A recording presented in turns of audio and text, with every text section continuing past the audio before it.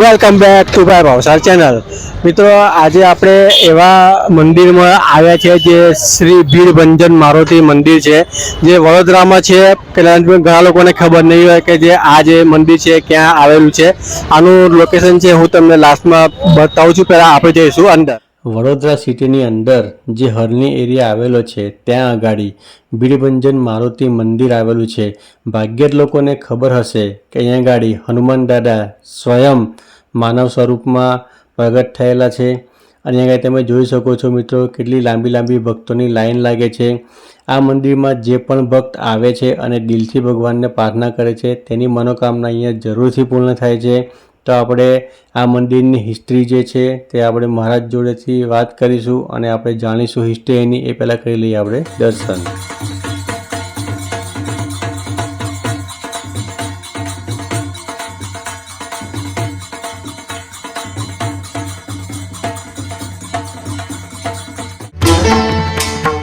તથાસ્તુ।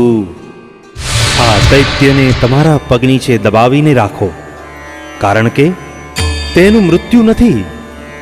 આપ પોતાનું વિરાટ અને વિકરાળ રૂપ સમાવીને મનુષ્ય રૂપે અરણીના ઝાડ નીચે 11 વર્ષ સુધી મુકામ કરો।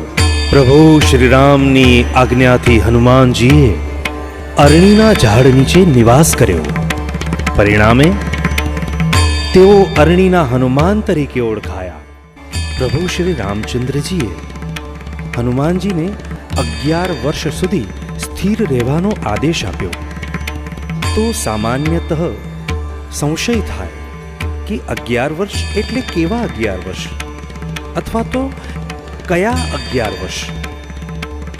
પુરાણો પ્રમાણે 43,20,000 વર્ષનો એક ચતુર્યુગ, 71 ચતુર્યુગી વીતે ત્યારે એક મન્વંતર, આવા 14 મન્વંતર વીતે ત્યારે એક કલ્પ થાય। આવું એક કલ્પ બરાબર બ્રહ્માજીનો એક દિવસ થાય।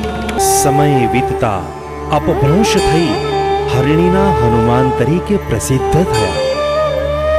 પ્રભુની આજ્ઞાને પોતાના મસ્તક પર અને ડાબા હાથે હૃદય પર ધારણ કરેલ છે। હું આ મંદિરના પૂજારી મહંત શ્રી રોહિતગીરી ગોસ્વામી અને અમારી ગોસ્વામી પરિવારના આ 11મી પેઢી હનુમાનજીની સેવામાં છે। 11મી પેઢી છે। 11મી પેઢી સેવા કરી રહી છે। આ મંદિર કેટલા ટાઈમથી છે ને આની શું હિસ્ટ્રી છે જણાવશો? આ ભીડભંજન મારુતિ મંદિર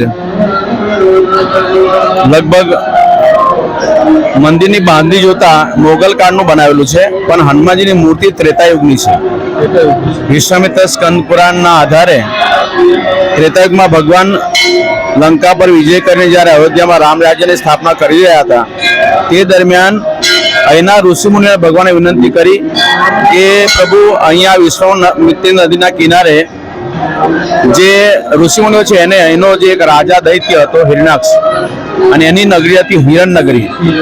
તો એ દૈત્ય આ ઋષિમુનિઓના યજ્ઞ ભંગ કરીને એમનો પર અત્યાચારને એમને ભય અને આતંક ફેલાવતા હતા। તો ઋષિમુનિએ રામજીને પ્રાર્થના કરી પ્રભુ આનાથી અમને મુક્ત કરો।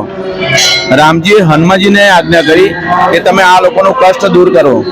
હનુમાનજી રામજી સાથે અહીં આવ્યા। હનુમાનજીએ એના પોતાના પરાક્રમ બળથી એ દૈત્યને પોતાના જમણા પગ નીચે દબાવેલો છે અહીંયા। હા, એટલે આ મૂર્તિ 3 સ્વરૂપમાં છે, વાનર, માનવ, દેવી સ્વરૂપમાં।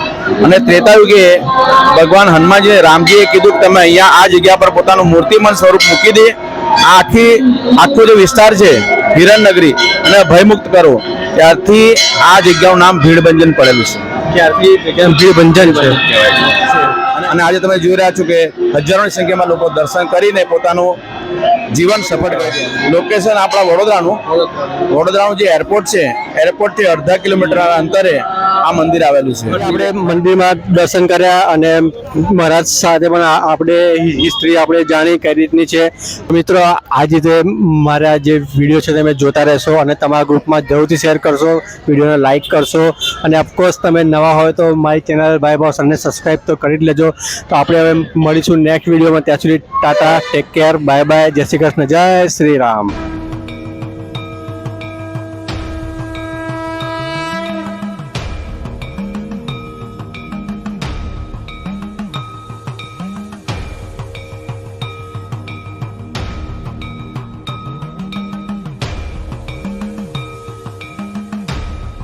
ના કે સબસ્ક્રાઇબ